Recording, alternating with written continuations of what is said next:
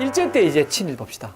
지금은 나라가 어쨌든 뭐 형체이긴 하지만은 나라가 망하기 전에 친일이고, 이제 나라가 망한 후에 해방 때까지 35년간에 걸친 친일은 어떠한 형태로 어떻게 이루어졌는가, 어떠한 부류에서 이걸 한번 봅시다. 대한제국 군수들이 나라가 망하고 조선 총독부가 들어서자 전부 다 총독부 군수로 갈아탔습니다. 저 한 분 빼고 금산 군수 홍범식 선생 자결했습니다. 임꺽정이라는 소설을 쓴 벽초 홍명이 나중에 해방 후에는 북으로 올라가서 북한 정권에 참여한 분이긴 합니다만은, 임꺽정이라고 하는 소설로 유명한 홍명이의 아버지입니다.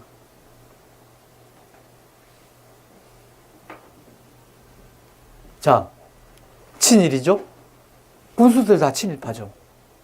왜? 총독부에서 사령장을, 임명장을 받았어요. 이제는 조선 총독이 임명권자예요. 조선 총독부가 시키는 것을 해야 돼요. 그거 안 하려면 말고, 그러면 군수를 그만두면 되고. 이제 총독부에서 시키는 정책을 책임지고 하는 군수니까 친일파죠, 당연히. 당연히 친일파죠. 저들이 항일이라고 얘기할 수 있겠어요? 그럼 그만둬야죠. 그만두고 만주로 망명을 하든지 해야죠. 그 다음에 또 한 부류. 1919년 3월 1일 3.1 혁명 때, 3.1 운동 아닙니다, 여러분. 그게 무슨 운동이에요? 무슨 무브먼트예요? 조선인 참가자가 1에 2만 명이 참가했고, 시위가 전국에도 1,500여 회, 사망자가 7,500명, 부상이 15,000명, 체포된 게 46,000명. 이게 그냥 무슨 운동을 한 겁니까? 왜 우리가 3.1 운동이라고 그래요? 적어도 식민사관의 용어입니다. 빨리 바꿔야 됩니다. 제대로 된 정부가 들어온다면 저런 용어부터 바꾸면 아이들이 초등학교 때부터 3.1 운동이 아니라 3.1 혁명고 용어를 딱 배워버리면 의식이 바뀌어져 버려요. 3.1 운동, 오, 새마을 운동, 뭐 이런 거구나. 운동했구나, 그냥.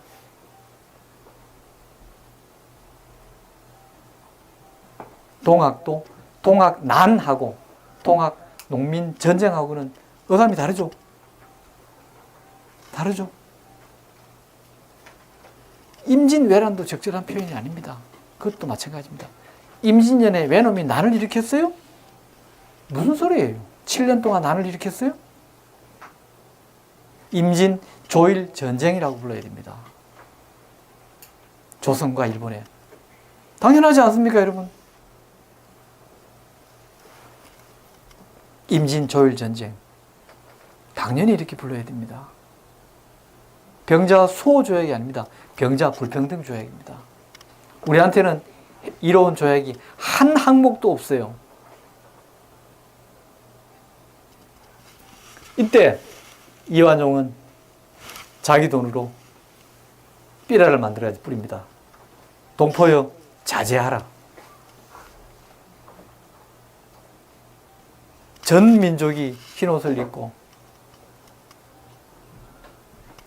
총에 앞서서도 죽을 줄 알면서도 만세를 부르고 시위를 하는데, 조선 동포여 자제하라. 망농이다. 너희들 행동이 지금 미친 짓이다. 자제하라. 이게 이완용이. 그러니까 이완용이가 사비로 만들어서 뿌렸던 삐라가 남아 있습니다. 이 크기가 정사각형이에요. 제가 그걸 언제 발견해서 제가 현직 기자 시절에 보도를 한 적도 있습니다만.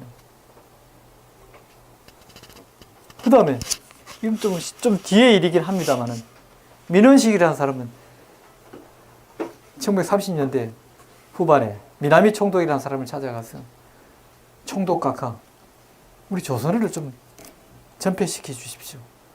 조선어를, 우리말을 없애 주십시오. 일본말을 쓰게 해 주십시오. 이런 정신 나간 사람도 있습니다.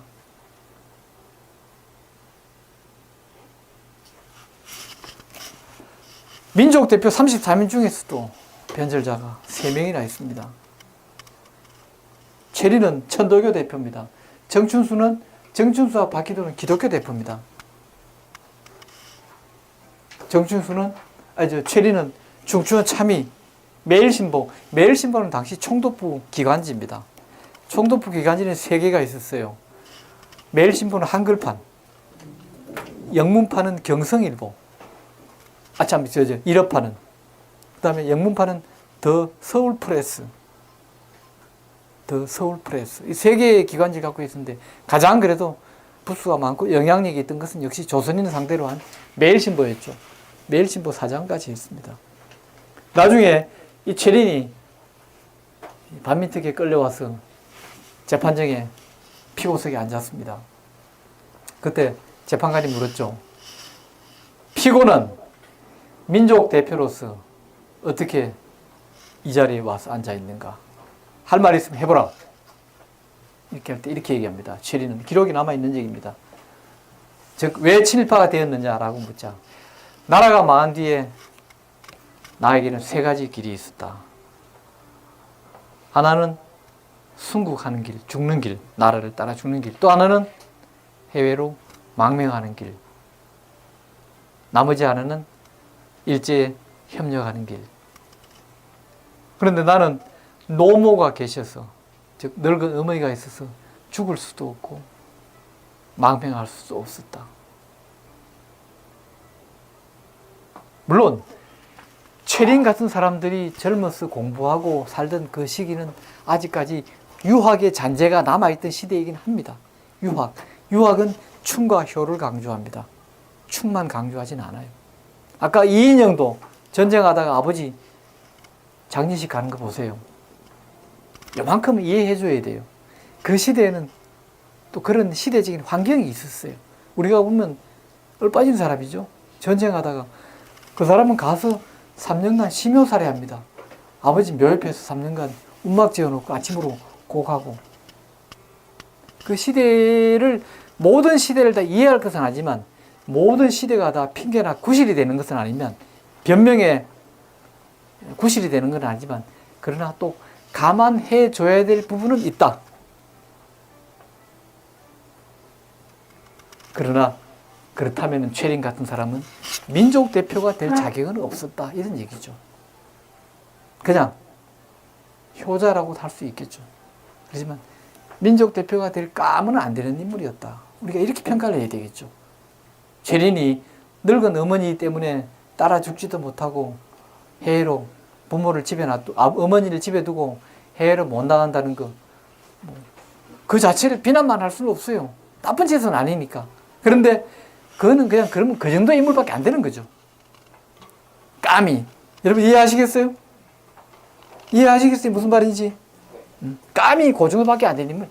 그런 사람은 민족 대표 이런 자리에 나오면 안 된다는 얘기죠.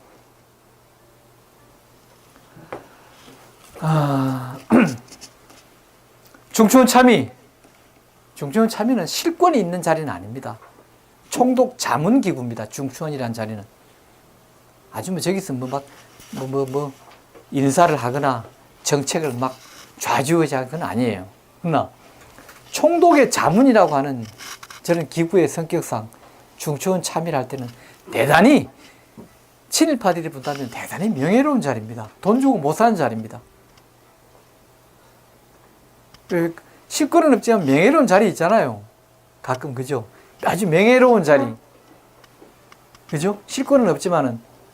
그러니까, 돈이 있거나, 이런 또는 지방에서 유지거나 이런 사람들이 벼슬은 하고 싶은데, 굳이 파워를 안 가지더라도, 거기에서는 참 좋은 자리. 그리고 중추원 참이라 그러면 어디 가서, 일제시대는 도지사도 예우를 하고, 군수도 예우를 하고 하는 대단히 명예로운 자리입니다.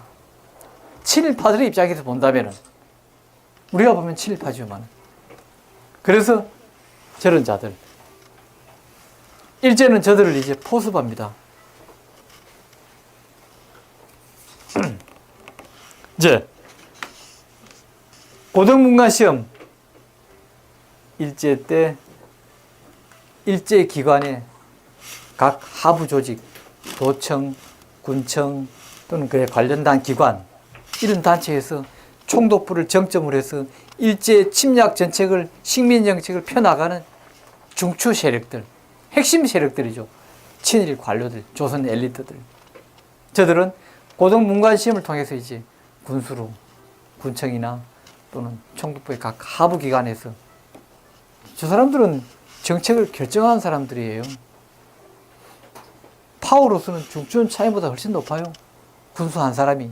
안 그래요? 중추원 참의는 일제 말기에 공출, 예를 들어서, 자, 올해 A군에서는 쌀을 5,000석을 거둬라. 이걸 전쟁에 군량미를 보내야 되니까. 자, 올해는 그 정신대 위안부 나가날 그 젊은 조선의 처녀들을 각 군에서 1,000명을 뽑아라. 이걸 군수가 결정합니다. 군수가. 물자와 인력의 공출을 군수가 결정해요. 물론 그 군수의 결정은 도에서 도지사가 군수회의에서 결정하고 상의하고 나누긴 하지만은 최종 집행하는 것은 군수가 결정을 해요. 중추원 참의는 100명이 모여도 한 명도 못 뽑아가요. 명예직이기 때문에. 그러니까 군수만 되어도 물자나 인원을 공출해가는 힘을 가진 행정 권한을 가지게 된다는 거죠. 무서운 사람들이죠, 그러니까. 그 다음에 각종 문화계의 친일, 음악, 미술, 연극, 온통 우리가 알고 있는 유명한 사람들 다 친일파들이에요. 한동안은 이들의 친행적이 밝혀지지 않아서 제가 저 또래들이 학교 다닐 때는 진짜 흠이 없는 훌륭한 분들인 줄 알았어요. 나중에 보니까 흠들이 있더라고요. 자, 준원 이강수 육당 진암선 우리 근대 문화에, 근대 문화기에 육당 진암선은 신치시의 효시라고 하는 해외에서 소년에게 그는 시인이기도 하고 출판인으로서 역사학자로서 다양한 각 분야에서 초기 우리 문학의 거물이라고 할 수 있는 인물이죠. 그 다음 준원 이강수 우리 근대문학의 아버지라고 하죠. 그런 업적이 있는 것도 사실이에요. 그걸 자체를 부인하자는 건 아니고 다만 일제 말기에 저런 친일단체에서 책임을 맡아서 활동하거나 또는 창씨개명 같은 것을 적극적으로 선전하고 학병 조선인 유학생들 또는 한국에 있는 조선인 대학생들 학도병 나가라고 다니면서 연설하고 다니고 그것도 사실이라는 거죠. 이런 짓을 했는 것도 사실이라는 거죠. 저런 인물들을 가르치려면은 이런 어두운 면, 밝은 면을 같이 가르쳐 주는 게 정직하게 역사를 가르쳐 주는 거예요. 마지막으로 박충금이라는 사람은 일제 때 일본에서 활동한 대표적인 친일파입니다. 일본에서 조선인으로서 일본에서 국회의원을 2번 했어요. 말 다 했죠. 일본에서. 그럼 말도 한 거 아닙니까? 이 사람은 이런 짓도 계획을 했습니다. 아마 해방이 1945년 8월이 아니라 한 1950년, 46년, 49년, 50년이라면 이런 일이 일어났을지도 몰라요. 조선의 지식인들 다 죽여버리는 겁니다. 지식인 전체를. 아마 30만만 죽이면은 조선은 그냥 무식한 나라로 전락할 거죠. 친이라는 사람들은 이렇게 끌려가고 이게 최린입니다. 아까 얘기했던 천도교 33인 민족 대표 33인 중에 한 사람. 천도교도 신파, 구파가 있는데 신파의 우두머리입니다. 매일신보 사장을 했고 이 앞에는 누구냐? 김연수라는 사람입니다. 삼양사. 지금 경성 일제 때는 경성방지 지금 경방이라고 지금도 경방이 있죠. 설탕하는 삼양사. 이 김연수는 동아일보 사장 지낸 김성수 인촌 김성수의 동생입니다. 인촌 김성수도 나중에 친일을 했죠. 요 유명한 사진이 반민대로 끌려간 사진이 이 사진밖에 없어요. 내가 이 2사람이 특별히 미워서 이 사진을 쓰는 게 아니라 이렇게 오라줄을 묶여가지고 앞에 한 명이 되어 있습니다. 친일 경찰에 한 명이 있어요. 이 묶여서 한 사진이 이 상징적인 사진이에요. 이건 누굽니까? 백범 김무선생 아닙니까? 중경에서 서울로 바로 못 오니까, 한국으로 바로 못 오니까 상해로 거쳐서 옵니다. 상해에 도착한 상민입니다. 중경에서 상해에 도착했어요. 지금 여의도 서울에 도착한 것이 아니라, 여기가 누구냐면 이청청 장군입니다. 광복군 대장. 이청청 장군. 여긴 누구냐면요, 윤경빈 씨라고, 학도병으로 끌려갔다가 학도병에 탈출해서 광복군이 된 사람입니다. 윤경빈. 나중에 광복회장을 지냈죠. 김대중 대통령 사돈입니다. 김대중 대통령 사돈. 윤경빈. 이 사람은 누구냐? 여성이죠. 이름은 안미생. 아름다운 미자, 날생자. 안중근 의사의 조카입니다. 안중근 의사에게는 남동생이 둘이 있었습니다. 안정근, 정한다 할 때 안정근, 안공근. 안정근 선생의 둘째 딸입니다. 차녀. 그럼 누구냐? 백범 선생은 아들이 둘입니다. 엊그제 김신이라고 차남이 별세했죠. 엊그제 김신 장군, 공군 참모총장을 지낸 2, 3일 됐습니다. 그런 둘째 아들이고, 백범의 맏아들은 김인입니다. 김인. 이는 1945년 4월에 해방을 넉 달 앞두고 폐결핵으로 돌아가셨어요. 그 김인, 백범의 맏아들의 부인이에요. 그런데 그냥 며느리 정도가 아니라 백범의 비서입니다. 비서 겸 며느리였어요. 이미 중경에서 대학을 나오고 영어도 잘하고 해서 중경에 있던 영국 대사관, 미국 대사관에서 직원으로 근무하게 됐고, 나중에 임시정부 요인들이 백범 선생이랑 경교장으로 황국하고 난 뒤에 경교장에서 안살림을 맡아서 도맡아 하고, 또 그때도 백범 선생의 비서로 활동을 했습니다. 자, 칠판은 오라줄에 묶여서 반민특으로 끌려가고, 일제 때 광복군으로 임시정부로 활동했던 분들은 목에 꽃다발을 걸고 우리 동포들로부터 환영을 받고 있고, 당연한 결과 아닙니까? 이것이 상식 아닙니까? 그런데 꼭 그렇지만도 않았어요. 우리 해방 후에 오늘까지 우리 사회를 돌아본다면 꼭 그렇지만도 않았어요. 그 증거가 있습니다. 일제 때 우리가 3.1 혁명 때 붙잡혀 간 분들이 46,000명, 붙잡혀 간 분이 사망자가 7,500명. 물론 이분들이 다, 이 중에는 그야말로 이제 민중, 시민도 있고 하지, 이분들이 다 뭐 시위 주도자들이라고 볼 수는 없어요. 그렇지만 지금 우리가 그동안에 이 시간 현재 독립유공자, 건국유공자로 해서 훈장을 받은 분이 겨우 15,000명이 채 안 됩니다.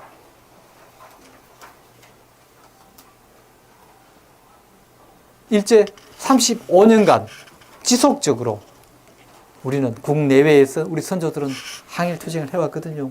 그 규모가 적든 많든, 또는 소극적이든 적극적이든, 남자든 여자든 뭐 서울이든 지방이든 국내든 해외든 지속적으로 해왔는데, 현재 우리가 국가 이름으로 훈장 또는 그에 준하는 서훈을 해드린 분은 저밖에 안 돼요.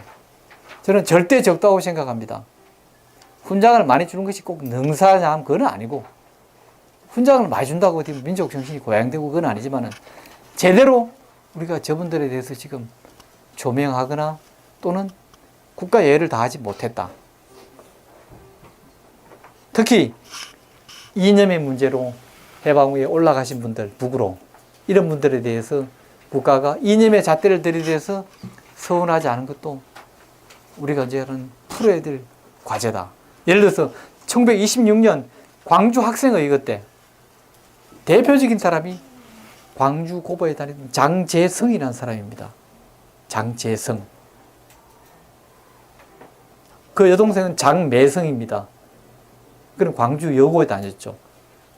광주 여고에 다닌 장매성은 훈장을 받았고, 장재성의 동생들이나 그 후배들이나 같이 했던 무리들은 다 훈장을 받았어요. 진정 제일 핵심이고 제일 우두머리는 월북했다는 이유만은 아직도 훈장을 안 줬어요. 이게 우리의 국토 분단의 비극입니다. 해방 전의 공적으로 주는 거예요. 독립군 공적은 해방 이전의 공적으로.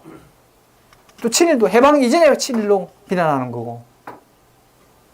근데 해방 후의 공적의 잣대를, 해방 후의 잣대를 들이대서 안 주고 있는 거죠. 우리가 빨리 그래서 통일이 돼야 됩니다. 통일되면 제일 좋고요, 첫째. 또는 통일까지는 못 가더라도 그 전 단계로서 우리 사회에서 이런 좌우, 이런 이념에 대한 국민적인 논의가 이루어져서 국민적인 컨센서스가 이루어져서 그 결과로 그 이유 때문에 서운을 받지 못하는 소위 사회주의 계열에 있는 분들에 대해서는 우리가 빨리 그분들 영전에라도 훈장을 바치는 것이 우리 후손들의 도리다. 이런 얘기죠. 아까 제가 해방 후에 친일파는 끌려가고 독립운동을 한 분들은 금이 환영을 하고 이것이 상식이라고 얘기했습니다. 근데 우리가 지나온 해방 후에 한 70년을 돌이켜본다면 과연 그랬을까? 여러분들은 공감하실지 모르지만 저는 공감 못해요. 몇 년 전에 돌아가신 박안서 선생, 소설가. 아시는 분은 아시죠? 우리 조금 나이가 어린 친구들은 아직 모를 수도 있어요. 어쩌면은. 혹시 아는 분도 있을지 모르겠습니다만 어른들은 되게 다 아실 테고요. 박안서 선생이 쓴 소설 중에 오만과 몽상이라는 소설집이 있습니다. 소설이 있습니다. 거기 이런 대목이 나옵니다. 많이 인용되는 대목이에요. 저만 저렇게 인용한 것은 아니고요. 아주 의미심장한 소설이지만은 소설은 픽션 아닙니까? 소설은 지어낸 얘기죠. 그렇지만 결코 지어낸 얘기만도 아니다. 우리 사회에서. 매국노는 친일파를 낳고 친일파는 탄간오리를 낳고 탄간오리는 악덕기업인을 낳고 악덕기업인은 부동산 투기꾼을 낳고 부동산 투기꾼은 뭐 특혜 부당한 또 뭐 재벌을 낳고 크게 틀리는 표현 아니잖아요. 100% 맞다고 얘기하는 건 아닙니다.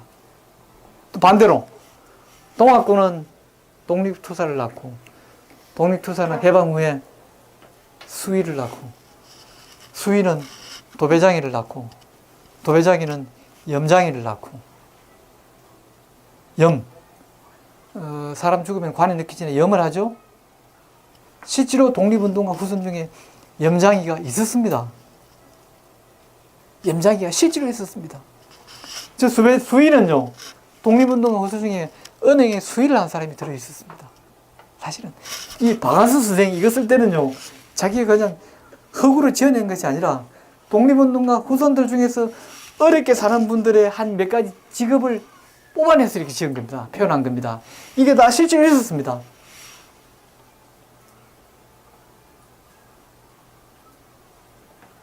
과연 우리가 해방 후에 일제 때 친일한 그룹과 항일한 그룹들이 그들이나 또는 그 후예들이 응당한 역사의 평가와 응당한 민족적 평가와 그에 대한 대우를 받았느냐? 아니라고 보고요.